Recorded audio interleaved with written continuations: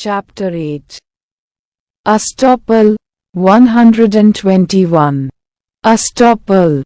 When one person has, by his declaration, act or omission, intentionally caused or permitted another person to believe a thing to be true and to act upon such belief, neither he nor his representative shall be allowed, in any suit or proceeding between himself and such person or his representative, to deny the truth of that thing. Illustration. A intentionally and falsely leads B to believe that certain land belongs to A, and thereby induces B to buy and pay for it. The land afterwards becomes the property of A, and A seeks to set aside the sale on A ground that, at the time of the sale, he had no title. He must not be allowed to prove his want of title. 122. Estoppel of tenant and of licensee of person in possession.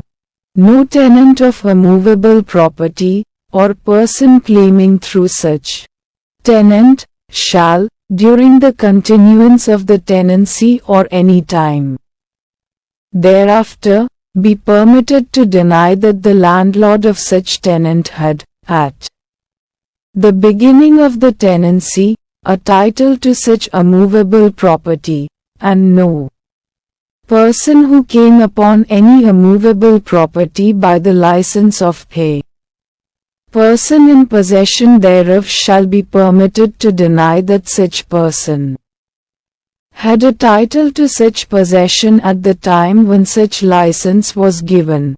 123. Estoppel of acceptor of bill of exchange, bailee or licensee. No acceptor of a bill of exchange shall be permitted to deny that a drawer had authority to draw such bill or to endorse it, nor shall any bailee or licensee be permitted to deny that his bailer or licenser had, at the time when the bailment or license commenced, authority to make such bailment or grant such license. Explanation 1.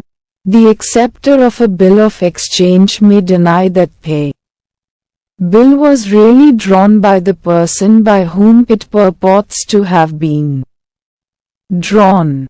Explanation 2. If a bailee delivers the goods bailed to a person other than the bailer, he may prove that such person had a right to them as